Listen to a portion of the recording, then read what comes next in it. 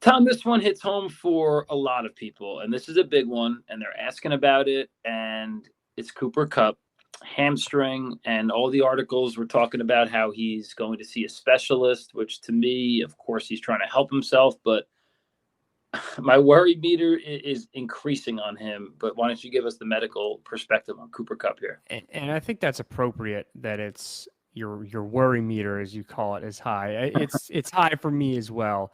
You never like to see one hamstring injury in a 30-year-old. Two in a within a month, that's definitely not good. I mean, we just think of guys in the past. Keenan Allen, similar age, dealt with two last year. Eventually came back and produced very well, but missed a huge portion of the season. Julio Jones, the 2 years prior, as he entered his 30s, went from pure dominance to couldn't stay on the field because of these hamstring injuries. And Joe, something I've seen floated out recently, and I believe McVay said it himself, they are suspicious of something with a nerve. And how many times last season did I Um, say, "Oh, by the way, it looks like we got a pick six from the Lions right here. Good for them." But anyway, yep. how many times did I say with Kadarius Toney last year, someone needs to assess his sciatic nerve? Yes. All that is what you preached on these shows. So is Yes. that one of your concerns? Yes. Because And I actually tweeted that a few days ago before McVay was like, "Yeah, we're looking at possibly a nerve situation here." So let me explain this for everyone. The sciatic nerve, we all know what we've heard the name at least. We probably don't know what it is or where it lives. Goes from the low back, extends down the back of the leg, and then it eventually it's some of its branches go all the way down to the toe. So nerves need to be able to move within the body. They have to. It's like if I raise my arm, the nerves in my arm should move. If I straighten out my leg, the nerves in my leg should move. It's not a huge motion, but they need to be able to move. Sometimes what happens is a prior injury or a back injury or tightnesses at specific muscles can make that nerve stuck, if you will. Entrapped is a word that we use. So when you're running, your leg goes forward, right? It goes pretty far forward. That sciatic nerve and its branches need to be able to slide downwards. If that nerve is stuck somewhere, whether it be in the back, the piriformis muscle is a big one. It can get stuck in the hamstring muscles, various other places. No longer can that nerve slide when we're kicking our leg out. So it runs the risk of getting torn. And the body's not going to let that happen. It knows when the nerve is stuck, and it will sacrifice the hamstring muscle specifically to protect the nerve. That's why one of the big reasons why we see recurring hamstring injuries, because nobody's looking at the nerve. It stays stuck, and the body continues to protect it over and over and over again by sacrificing the hamstring. So when I hear that Cooper Kupp is going to see a specialist, they better be looking at this. And I'm not saying that the Rams didn't. They have a very good training staff. Maybe they did look at it, but this has to be assessed. It has to be, if present, has to be treated, or this is just going to keep happening. So that's a long way of saying, yeah, I'm concerned.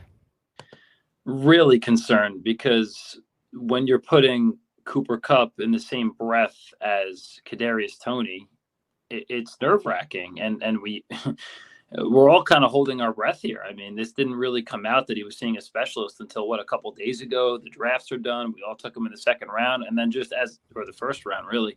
Um, and just as a human being, we're rooting for Cooper Cup, but I'm worried that just the Rams themselves, if he does have to miss time or misses a lot of the year, they could just be a complete mess again. But we got to try to find value there. Van Jefferson is a popular name that's coming up. Stafford has to throw the ball to somebody.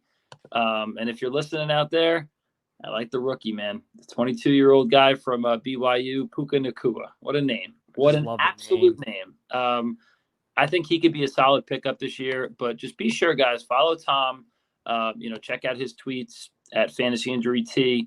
He's going to give you updates on Cooper Cup to the best that he can, and I hope this doesn't turn it. And I remember, as we conclude on Cup, McVay wouldn't rule out IR. I mean, that's the couple of the things that I read too. So it could be an extended period that he's out, and we just wish him the best here. This is a tough one. Guy I'm worried about, we got 3 left here. Hasn't practiced, it looks like, in a couple days. We're getting closer to Sunday, recording this Thursday night. Christian Watson, hamstring. And again, it's getting a little dangerous and scary. Tom, why don't you tell us about Christian Watson? Not practicing again today, that's not a good sign. We know these hamstring injuries, they can be aggravated really easily. The medical literature says that if you've had a hamstring injury in season, you're 5 times more likely for that to happen again this season. And it really impacts the speed guys, the burners like Watson, because the load on the hamstring increases dramatically from 80 to 100% of your top end sprint speed. So someone like Watson, this could really impact his ability to get down the field if he plays through it. But also, he's not practicing Thursday. That's not a good sign. We'll really want to see what he does tomorrow or today for the listeners on Friday. But if he does play, receivers see about an 11.9% decline in their fantasy production and about a 16.2% decline in their snap rate in the first game back. So we could expect some bit of a drop off anyway. Kind of risky, in my opinion, this week. And I think if I'm remembering this correctly, I'm in about 7 leagues now, so it's kind of hard to keep track. But I believe that I just switched JSN into my lineup for Watson when I saw that Watson wasn't practicing again today. Joe supports this message no matter what. I didn't take Watson anywhere. I was just always worried about him, about, no Rodgers, and I just don't. I think he's good. I don't think he's that good. I think people were overbuying him. But if you do have him, I know this isn't the best news. And then it has to give a bump. I mean, Jordan Love is not terrible. The ball has got to go somewhere. Seeing a lot of stuff. Check your waivers, guys. This is what we're going to do. We're here to help you with it. There's a lot of buzz around Jaden Reed. He's probably going to be their number 2 guy. Romeo Doubs is still going to be in the mix. And then, Tom, I think this goes into your bold prediction about rookie tight ends. I do think that this gives a little bit of a bump to Luke Musgrave. I think this should help him out a little bit. But, Watson is something to keep an eye on. And like Tom said, when you don't practice on Thursday, you start to worry. So always look at those reports, pick guys up. And then, another thing, too, that I think a lot of people don't do, and I'm going to give away a secret that I do in my league all the time. If he is ruled out and you have that O next to his name, put him on your IR slot, even if it's an hour before the game, and pick up somebody random that you think can go off. There you go. You got to do it every single week. When somebody's ruled out of a game, put that guy on IR, pick up someone random.